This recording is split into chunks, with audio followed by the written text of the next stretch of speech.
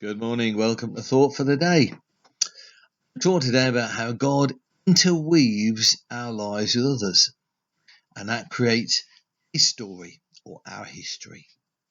I'm going to take you back now to the late sort of 1970s. Father-in-law is an evangelist who's travelling all over the world and seeing mighty things take place in people's lives. Whilst at home, at the same time, his son, very poorly, and was having problems with his kidneys. There's lots of people around the world and at home that were telling him that God would create a new kidney for his son and he didn't have to worry. In the end, the kidneys were failing, and again, father-in-law gave of his kidneys to his son. Some people got really upset about that because they said that wasn't moving in faith and were quite rude, probably a better way of putting it. I'm going to transport you forward 40 years or so. And Elaine and I were at a convention, New Wine Convention, and we're in the big tent, and the speaker had asked people to come forward for prayer if they wanted prayer. There's nothing different with that. Normal things happen in these tent crusades. The difference was, though, that the only people who were allowed to pray for anybody was people who had a big badge, that says prayer person. And they got absolutely swamped with people who wanted prayer. So much so that the announcement came from the platform. Anybody who normally prays for people in your own church, please come forward. And Elaine and I prayed for people in our own church, and we didn't go forward. We sort of stayed back a bit. And then there was another call from the platform. If you want prayer, don't come to the front anymore. Just stay where you are and put your hand up. So we got a group of people to put their hands up, and the person at the front turned around and said, right, if you can see somebody's hand up and you haven't got your hand up, then go and pray for them. So I dutifully followed Elaine as she had seen somebody, a young lady that had got a hand up. And then there was another announcement from the platform. If you're a man, pray for men. If you're a woman, pray for women. So Elaine turned and said, well, you can't come over here and pray. You've got to find somebody to pray for. So I turned around and I'm looking, and there's a guy with a hand up. So I walked over there and not really sure what to do. I was heading over there. And this person arrived before me with a big prayer badge on, and he was a prayer person. He'd done all the training and everything. So he sort of took charge and started to pray. And it turns out this guy was in a wheelchair. So he started to pray for his healing, that he would be able to move and the use would come back in his legs. And he prayed for him for probably about 15 minutes or so, at the end of which he then announced, well, obviously it's got God's will for you to walk at the moment, and I've got a meeting and I've got to have my lunch. So if you still feel that God wants to do something with you, come back this evening and we'll pray. And off he went.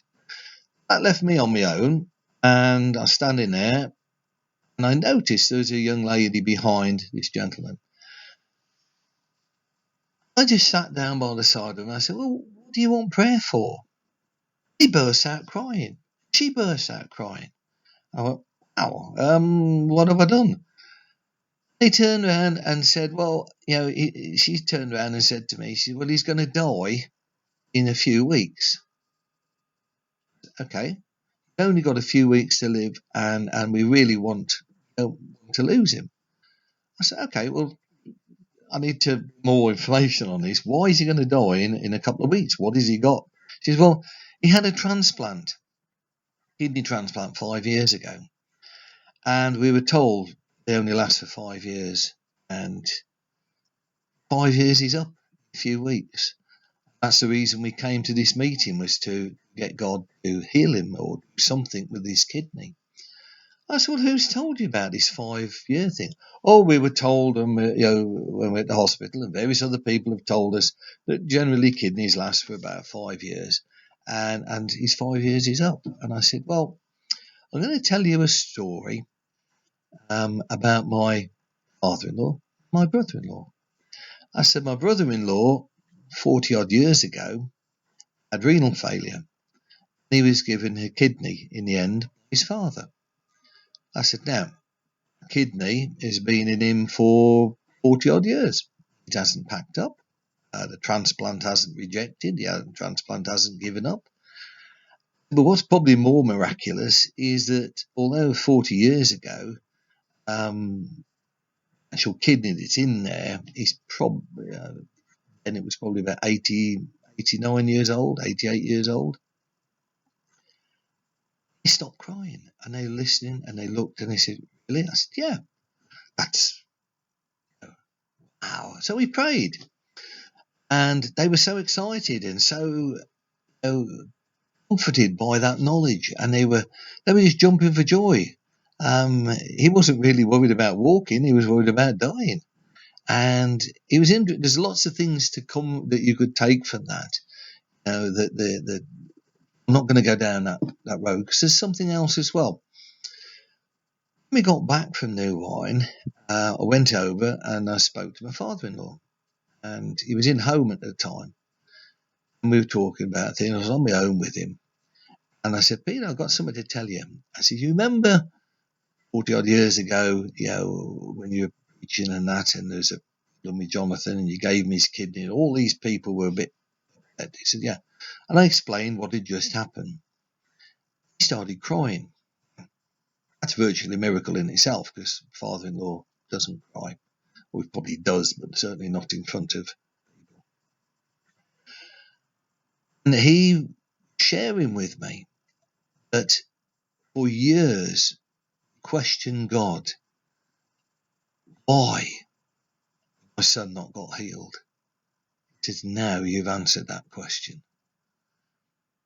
So I spoke to Jonathan and told him the same story, and he got upset as well.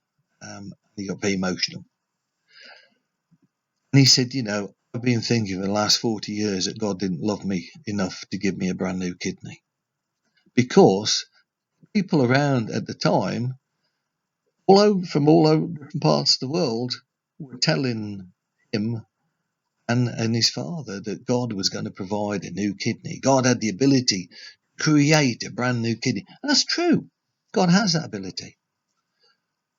He chose not to. Why? Because testimony in having a kidney that's been going for 40 odd years in a body is what God needed to pass on to these dear folks. And I'm sure that they've gone on and shared that. And I'm sure that that has become a source of happiness and encouragement to so many people. So why am I sharing this? I think because simply so many different lives are involved in God's decision. And we were talking the other day at the prayer group about unanswered prayer. It struck me, we say unanswered prayer. I think it answers all the prayers, not necessarily the way we would want them answered. And so our ways are definitely not God's ways. God's ways most certainly are not our ways. Whatever way, whatever happens, God has decided to do what he wants to do. Right? He knows the beginning from the end. He's not looking at a little chapter, not a little verse. He's looking at the big picture. And he knew that 40 years after the problem with my brother-in-law's kidneys, when it happened, 40 years after, somebody else needed that encouragement. And so he'd already planned for that. He wasn't looking at what was going on at the time. He'd already planned what was going to happen 40 years later. And I think we need to take encouragement because there's a lot of answered prayers in our lives. There's a lot of things we've petitioned God for that's not happened yet, or not happened the way we thought it was going to happen or should happen. But be encouraged. Take a heart that God does answer all prayers, not necessarily the way we think he's going to do it. Encouraged, blessed, most of all be safe, and also be praise him. God bless you.